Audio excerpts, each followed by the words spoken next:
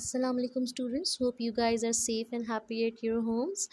And today we are going to give the lectures for Air Foundation School System, Tipu Campus, Rahimabad Stop Rawalpindi.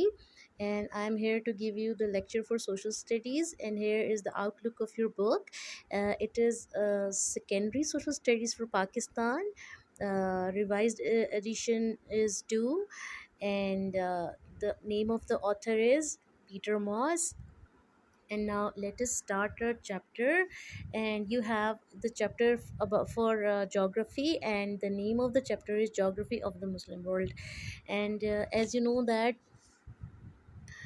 Muslim world is almost everywhere in the world. That is the reason Islam is the second largest religion in the world. ठीक है। हमारी जो मुस्लिम दुनिया है वो वहाँ पर मौजूद है जहाँ पे मुस्लिम अक्सरियत में मौजूद है। वैसे तो आपको पता है कि जो मुसलमान हैं वो दुनिया के हर कोने में मौजूद हैं, ठीक है। और यहाँ पे हम geography of the Muslim world में ज़्यादातर हम वो पढ़ेंगे कि जिन जिन एरियाज़ में, जिन जिन कंट्रीज़ में, जिन जिन कॉन्टिनेंट्स में मुस्लिम मौजूद हैं, वहाँ पर जो है वो एरिया कैसा है, उसके फ़िज़िकल फ़ीचर्स कैसे हैं, वहाँ का क्लाइमेट कैसा है, वहाँ की वेजिटेशन कैसी है, वहाँ पे मिनरल्स किस तरह के हैं, ठीक है। हम इस चीज़ को स्टडी करेंगे। और उसके बाद आपको सबसे पहले मैं ये बताती चलूँ कि जो है मुस्लिम कंट्रीज़, ठीक है। वैसे तो आपको अगर मैंने बताया कि पूरी दुनिया में मुसलमान मौजूद हैं, तो मुस्लिम कंट्रीज़ जो है वो किस तरह से हैं, इस तरह से कि जिन एरियाज़ में मुस्लिम मेजॉरिटी में हैं, ठीक है। और उनको एक जो है वो स्पेसिफ़िकली जो है वो डिक्लेरेशन मिल जाती है, एक नाम मिल जाता है इस्लामिक रिपब्लिक का। जैसे एग्ज़ाम्पल मैं आपको दे दूँ कि आपका जो मुल्क है, हमारा मुल्क जो है उसका नाम भी है the Islamic Republic of Pakistan, ठीक है। जहाँ पे मुस्लिम मेजॉरिटी में होंगे वो कंट्री मुस्लिम कंट्री होगी और उसका नाम होगा द इस्लामिक रिपब्लिक, ठीक है। उसके बाद हम जो है वो स्टडी कर लेते हैं फ़िज़िकल फ़ीचर्स के बारे में, ठीक है। तो सबसे पहले मैं आपको ये बता दूं कि जो यहाँ पे आपको बुक पे जो ये पिक्चर नज़र आ रही है, ठीक है, इस पिक्चर में आपको ये बताया जा रहा है, परसेंटेज बताया जा रहा है कि सबसे ज़्यादा रिलीजन जो है वो कौन कौन से हैं। सबसे पहले नंबर पर क्रिश्चियनिटी है, सेकंड नंबर पर मुस्लिम्स हैं, थर्ड नंबर पर हिंदुज़म है, ठीक है। लेकिन अगर हम बात करें सबसे पहले हम इसमें से क्रिश्चियनिटी को देखेंगे, फिर मुस्लिम्स को, और उसके बाद 26% हमारे पास हैं जो अदर रिलीजन्स हैं। अदर रिलीजन्स में हमारे पास पारसीज़ आ सकते हैं, ठीक है। इसके अलावा सिख्स हैं और बहुत से रिलीजन से रिलेटेड लोग हैं, ठीक है। उसके बाद हम स्टडी करते हैं फ़िज़िकल फ़ीचर्स को, ठीक है। आप यहाँ पर ये देख सकते हैं इन द पेज नंबर 2 हमारे पास जो है वो मैप है। सबसे पहले हमारे पास जो है वो पॉलिटिकल मैप है, ठीक है। आप वैसे जो जनरल, वैसे तो बहुत सी टाइप्स हैं मैप्स की, लेकिन जनरली जो आप मैप्स देखते हैं वो 3 टाइप्स के देखते हैं, ठीक है। सबसे पहले जो मैप होता है वो हमारे पास होता है फ़िज़िकल मैप, ठीक है। फ़िज़िकल मैप वो मैप है जो आपको थोड़ा-सा डिफ़िकल्टी होती है उसको समझने में, क्योंकि वो आपको शो कर रहा होता है कि कहाँ पर पहाड़ हैं तो वो पहाड़ शो करेगा, जहाँ पे दरिया है दरिया शो करेगा, जहाँ पे डेज़र्ट्स हैं वो डेज़र्ट शो करेगा, ठीक है। वो फ़िज़िकल फ़ीचर्स शो करता है, ठीक है। उसके बाद हमारे पास आता है पॉलिटिकल और एडमिनिस्ट्रेटिव। इसको पॉलिटिकल मैप भी कहते हैं और इसको एडमिनिस्ट्रेटिव मैप भी कहते हैं। और ये मैप हमें शो करता है कि जो भी कंट्रीज़ के बीच में सबसे पहले कॉन्टिनेंट्स के बीच में, फिर कंट्रीज़ के बीच में, और कंट्रीज़ के बीच में जो सिटीज़ हैं उनके बीच में जितने भी बॉर्डर्स हैं उनको मतलब एक दूसरे से अलग करने के लिए जो बॉर्डर हाईलाइटेड होते हैं उनको शो करने के लिए ये पॉलिटिकल मैप जो है वो यूज़ होता है। और ज़्यादातर आप अंडरस्टैंड करने के लिए पॉलिटिकल मैप ही यूज़ करते हैं। उसके बाद हमारे पास एक थर्ड फॉर्म आती है, थर्ड टाइप आती है, that is relief map. Relief map थोड़ा-सा डिफ़िकल्ट होता है, इसलिए कि रिलीफ मैप आपको जो है वो बताता है कि वहाँ पे जिस भी स्पेसिफ़िक एरिया का आप मैप देखना चाहेंगे वहाँ पे उस लैंड की ख़ास तौर पे जो-जो एरियाज़ हैं, अगर उसमें क्लिफ़्स हैं, अगर उसमें वैलीज़ हैं, तो हर एक की हाइट जो है वो बताता है, ठीक है। और ये हाइट जो है वो मीटर्स में आती है, ठीक है, मीटर्स में बताएगा। जैसे सपोज़ अगर आप किसी नॉर्दर्न एरियाज़ का मैप देखेंगे तो बता देंगे कि वहाँ पे अगर कोई माउंटेन देखी है तो उसकी सपोज़ 6000 मीटर्स हाइट है, वहाँ पे उसको 6000 बताया जाएगा।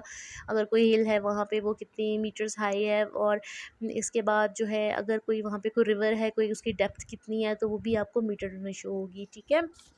उसके बाद आपके पास एक इंफॉर्मेशन है, officially there are 55 countries whose Muslim population is from more than 50% to 100%. Muslims are otherwise found in almost all other countries, where they form 1% to 36% of the population.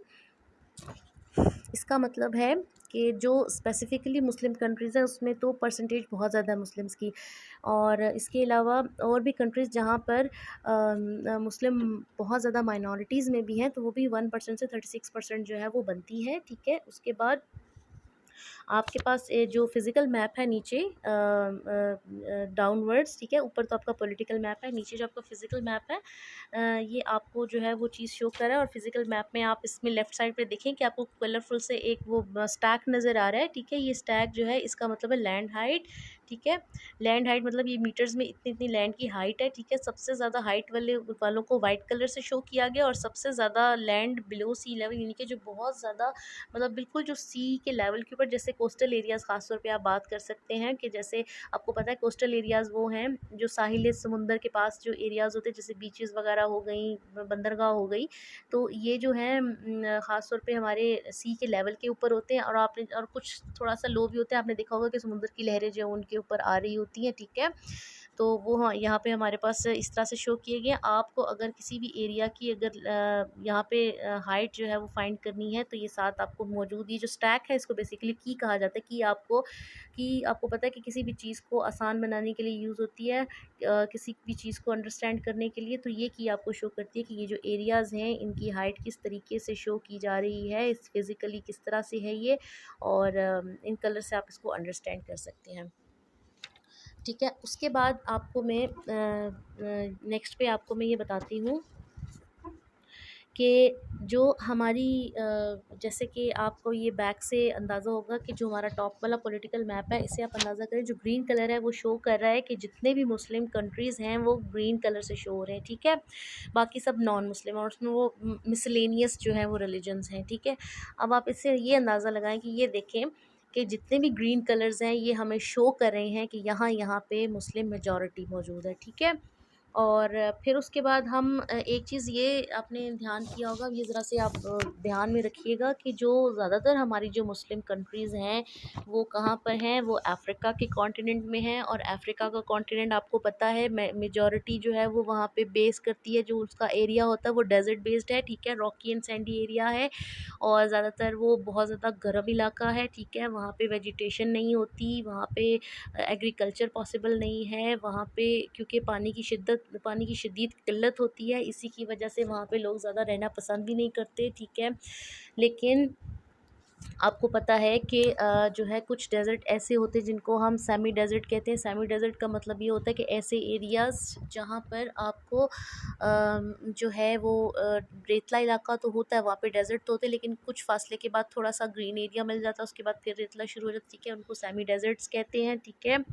और इसके अलावा जो मुस्लिम कंट्रीज़ जो एशिया के continent में हैं, ठीक है, ख़ास तौर पे एशिया के सदर्न पार्ट यानी कि उसके साउथ एशिया में जो मुस्लिम कंट्रीज़ हैं, जिसमें ख़ास तौर पे पाकिस्तान भी हमारा शामिल है, वहाँ पर क्योंकि आपको पता है हमारे पास 4 सीज़न्स हैं, चारों सीज़न मौजूद हैं, तो यहाँ पे वेजिटेशन ज़रा अच्छी होती है, ठीक है। एग्रीकल्चर बहुत अच्छा है, एग्रीकल्चर को सपोर्ट करते हैं, एनवायरनमेंट बहुत अच्छा है, क्लाइमेट बहुत अच्छा है, जिसकी वजह से यहाँ पर जो है वो होती है कल्टीवेशन भी होती है, ठीक है, और वाटर रिसोर्सेज भी हैं, ठीक है। अब इसके बाद हम अगर बात करें कि जो है वेजिटेशन की, तो मैंने आपको ये सब कुछ बता दिया कि वेजिटेशन किस तरह से। फिर उसके बाद हम बात करते हैं मिनरल्स की। मिनरल्स तो खैर बेशुमार जो है वो कहीं ना कहीं से थोड़े बहुत निकल आते, लेकिन मुस्लिम कंट्रीज़ ख़ास तौर पे जो अफ्रीकन मुस्लिम कंट्रीज़ हैं उनके पास सबसे ज़्यादा जो मिनरल्स में से, जो रिसोर्सेज में से जो है वो है ऑयल, ठीक है। और सबसे टॉप पे सऊदी अरेबिया है। Saudi Arabia has a plenty of oil, और यही वजह है कि इन ममालिक में जो इनकी इकॉनमी बहुत अच्छी है, बहुत बेस्ट है, ये बहुत अच्छे वे से डेवलप कर रही हैं। इसकी वजह ये है कि यहाँ पे ऑयल बहुत ज़्यादा है, और ऑयल आपको पता है बेसिक नीड है। और अगर मैं आपको एक चीज़ एक्सप्लेन कराऊँ कि आपने देखा होगा कि जब कभी मुल्क में महंगाई आती है, तो अगर अपनी घरेलू ग्रॉसरीज़ की बात कर लें, बाज़ दफ़ा कहते हैं पेट्रोल महंगा हो गया तो ये चीज़ें महंगी हो जाएंगी, ठीक है। वो इस तरह से होता है कि जो पेट्रोल है वो आपकी इकोनॉमी के ऊपर रूल करता है, ठीक है। कोई भी चीज़ आपको लानी है उसके लिए आपको पेट्रोलियम की मसनूआत ज़रूर चाहिए होंगे। जैसे अगर सपोज़ कोई बहुत बड़ा कंटेनर जो है वो लेके आ रहा है कोई सामान वगैरह, ज़ाहिर है उसमें ऑयल, कंटेनर में ऑयल चलेगा तो वो ऑयल होगा तो वो कंटेनर चलेगा।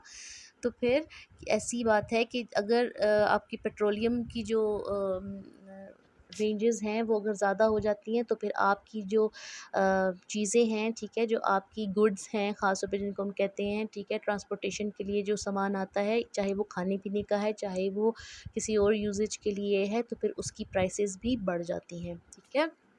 और यही वजह है कि ऑयल की वजह से जो है आपको पता है कि हर एक मुल्क में इंडस्ट्री जो है वो ऑयल और आयरन के बगैर नहीं चलती, ठीक है। तो जहाँ पे जिस कंट्री में ऑयल इतनी इतनी ज़्यादा वाफर मिकदार में होगा तो उसके लिए कितने ज़्यादा बेनिफिट्स हैं, ठीक है। फिर उसके बाद आपके पास ये लास्ट जो मैप आता है, ठीक है, पेज नंबर 3 के ऊपर ये आपको शो कर रहा है कि the natural vegetation of the Muslim world, ठीक है। यानी कि यहाँ पे फसलें किस तरह से आ रही हैं, कुदरती तौर पे किस तरह से हैं, जंगल किस तरह से हैं, स्क्रब लैंड्स, डेजर्ट, यानी कि स्क्रब लैंड्स ऐसे जिसमें खारदार झाड़ियाँ वगैरह उनके अलावा कुछ नहीं होता, ठीक है।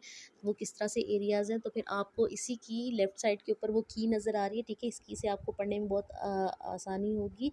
इसमें ये बताया जा रहा है कि जो है ये किस तरह से वेजिटेशन मौजूद है, ठीक है, यहाँ पर। और उसके बाद ख़ास तौर पे आप ये देखिएगा जहाँ पे लिखा हुआ है येलो कलर का जो पोर्शन है ये है हॉट डेजर्ट्स, ठीक है, कि किस तरह से आप देखिए कि मेजॉरिटी जो है वो मुस्लिम कंट्रीज़ उसके आसपास से हैं। और फिर उसके बाद अगर हम देखें डेजर्ट्स की बात करें तो यहाँ पे एक टर्म यूज़ हुई है। अगर आप ये जो की है नेचुरल वेजिटेशन की, इसके अगर आप थर्ड लास्ट में देखें तो आपको एक टुंड्रा वर्ड नज़र आएगा, ठीक है। अब टुंड्रा वर्ड का मतलब ये है कि कुछ एरियाज़ ऐसे होते हैं जो बर्फ़ से पहाड़ियाँ ढकी हुई होती हैं, लेकिन वहाँ पे ज़मीन पानी की मिकदार नहीं, इसी वजह से ज़मीन वहाँ पे रॉकी और सैंडी है और इसी वजह से वहाँ पे कोई वेजिटेशन नहीं होती और उसको भी हम डेज़र्ट कहते हैं, उसको हम कोल्ड डेज़र्ट कहते हैं, ठीक है। कोल्ड डेज़र्ट का मतलब कि वहाँ पर इंतहा दर्जे की बर्फीली सर्दी है, ठीक है, लेकिन वहाँ पर भी रेत ही रेत है, इसलिए कि वहाँ पर पानी नहीं है, ठीक है। उसको हम ज़्यादातर टुंड्रा रीजन कहते हैं, ठीक है। हमारे पास नॉर्दर्न एरियाज़ में ख़ास तौर पे कुछ हिस्सा थोड़ा सा हमारा ऐसा है जो थोड़ा सा रेतला है। और आपको एक मैं इन्फॉर्मेशन की बात बताऊं कि हमारे जो मारकोर हैं, जो हमारा नेशनल एनिमल है, वो भी वहाँ पे एग्जिस्ट करता है, ठीक है। और उसके बाद कुछ हमारे जो एशिया में, ठीक है, एशिया में जो है वो ट्रॉपिकल रेन फॉरेस्ट्स भी हैं। ट्रॉपिकल रेन फॉरेस्ट ऐसे होते हैं जो सारा साल जो है वो मतलब कहीं ना कहीं उसमें ग्रीनरी रहती है, वरना आपको पता है कि ऑटम और विंटर के सीज़न में ग्रीनरी थोड़ी कम हो जाती है, ठीक है। वो बहुत घने जंगलात होते हैं, ठीक है। वहाँ पर जो है जो अगर वहाँ के जो रहने वाले लोग हैं वो कल्टीवेशन बहुत बेस्ट तरीके से करते हैं और बहुत अच्छे तरीके से अपना वो वेजिटेशन जो है वो प्रॉपर वे से करते हैं, ठीक है।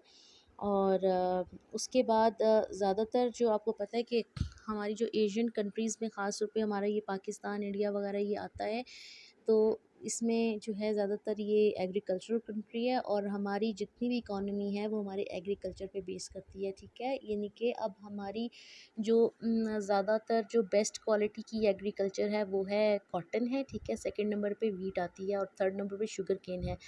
तो कॉटन हमारी सबसे बेस्ट क्वालिटी की होती है, ठीक है, वो हम एक्सपोर्ट भी करते हैं। फिर इसके अलावा जो वीट है हमारे पास, वीट हमारे पास इतनी बेस्ट क्वालिटी की है कि आई मीन इस तरह से है कि इतनी ज़्यादा होती है कि पहले वो हम अपनी पूरे एक साल की ज़रूरत के मुताबिक स्टोर कर लेते हैं, उसके बाद हमारे पास इतनी अमाउंट बच जाती है कि हम उसको बाहर एक्सपोर्ट कर सकें, ठीक है। ये था आज आपका थोड़ा सा आउटलुक था जो मुस्लिम कंट्री से आपने उसकी ज्योग्राफी जस्ट अंडरस्टैंड की है, ठीक है। आने वाले चैप्टर्स में हम थोड़ा सा क्लाइमेट भी स्टडी कर लेंगे और क्लाइमेट से आपको ये ज्योग्राफी, क्योंकि अगर मैंने आपको ये बताई है तो इससे थोड़ी बहुत डेफिनेशन आपको समझ आ गई होगी कि हमारी जो मुस्लिम वर्ल्ड है वो ज़्यादातर डेजर्ट पे है, ठीक है। अब डेजर्ट आपको पता है हॉट है, ठीक है, ये क्लाइमेट फिर क्या होगा, हॉट हो जाएगा, ठीक है। और इसी तरह वेजिटेशन जहाँ होगी वहाँ पे क्लाइमेट मॉडरेट हो हो जाएगा और कुछ एरियाज़ में क्लाइमेट कोल्ड है, तो ये इंशाल्लाह नेक्स्ट चैप्टर्स में हम पढ़ेंगे, तो आपको भी आउटलुक मिल गया। तो इससे आपको अंदाज़ा हो जाएगा कि हम आने वाले चैप्टर्स में क्या पढ़ने वाले हैं। Hope you guys have learn a lot from today's lecture, and we'll meet again inshallah for next lecture. Till then, Allah Hafiz, and take very good care of yourselves, and avoid going outside,